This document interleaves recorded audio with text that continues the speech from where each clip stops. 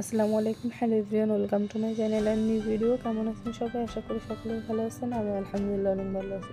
তো আজকে শেয়ার করবো আপনাদের মাঝে খুবই জনপ্রিয় একটি খাবার, ডিমের কোরমা, যেটা আপনারা ঘরে থাকা অল্প কয়েকটা উপকরণ দিয়ে খুব সহজেই বানিয়ে ফেলতে পারবেন আমার রেসিপিটি দেখে।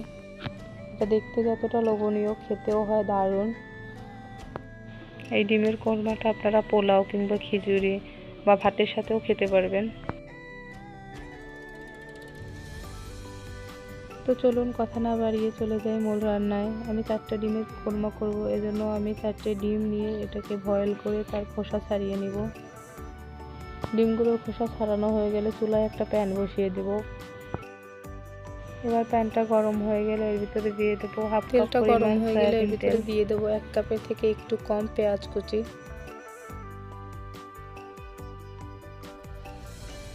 এবার পেঁয়াজগুলোকে লাল লাল করে বেরেস্তার মতন করে ভেজে নেব। পেঁয়াজগুলোকে ভাজা হয়ে গেলে এবার একটা বাটিতে পেঁয়াজগুলো তুলে নেব।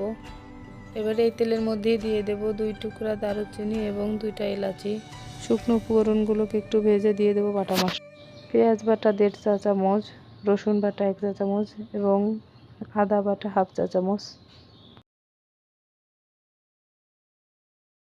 এবার মশলাগুলোকে ভালো করে মিক্স করে নিব।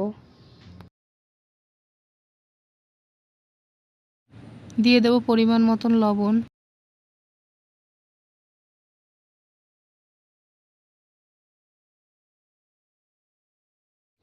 এবার ফেটিয়ে নেওয়া টক দই দিয়ে দেবো হাফ কাপের থেকে একটু কম।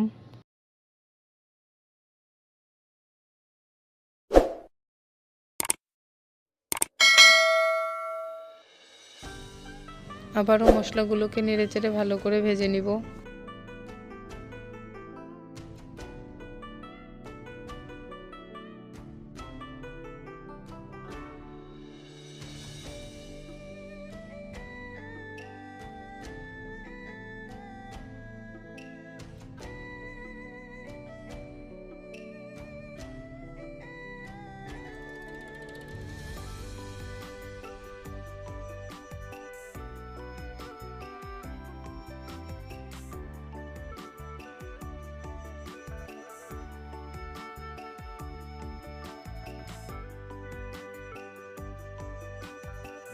মশলাটা যখন ভালো করে ভাজা হয়ে যাবে এবং তেল ছেড়ে দেবে, তখন দিয়ে দেব 2 কাপ পরিমাণে তরল দুধ।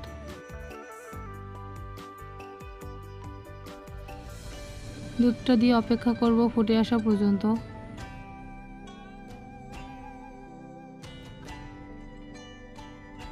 ফ্লেভারের জন্য দিয়ে দেব 2টা আস্ত কাঁচামরিচ। দুধটা ফুটে গেছে, এবার আমি ঢাকনা দিয়ে অপেক্ষা করব ঝোলটা শুকিয়ে আসা পর্যন্ত। ডিমগুলো দিয়ে দেব। ঝোলটা প্রায় শুকিয়ে গেছে, এবার এর মধ্যে দিয়ে দেব আগে থেকে উঠিয়ে নেওয়া পেঁয়াজ বেরেস্তা। এই পর্যায়ে আমি দিয়ে দেব 1.5 চা চামচ পরিমাণে ঘি। চেষ্টা করবেন ঘিটা দেওয়ার। দিয়ে দেব আদা চুলাটাকে অফ করে কোরমাটাকে একটা বাটিতে। আপনারা দেখতেই পেলেন কত সহজে তৈরি হয়ে গেল আমাদের ডিমের কোরমা। তো আপনারাও আমার রেসিপিটি ফলো করে বানিয়ে ফেলতে পারেন। খুবই সহজ উপায়ে, এটা খেতে কিন্তু খুবই সুস্বাদু হয়।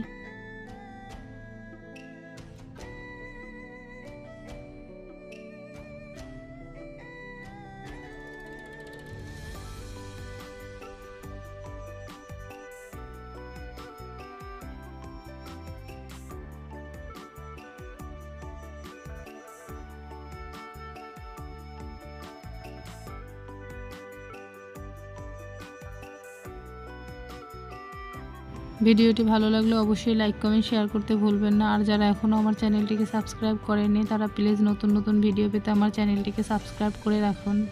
আর যারা অলরেডি আমার চ্যানেলটিকে সাবস্ক্রাইব করে ফেলেছেন, তাদেরকে জানাই অসংখ্য ধন্যবাদ। তো বিদায় নিচ্ছি আজকের মতন এই পর্যন্ত। দেখা হবে পরবর্তী নতুন কোনো ভিডিওতে। ততক্ষণ পর্যন্ত ভালো থাকুন, সুস্থ থাকুন, আমাদের জন্য দোয়া করুন এবং আমার চ্যানেলের সাথে থাকুন। আল্লাহ হাফেজ।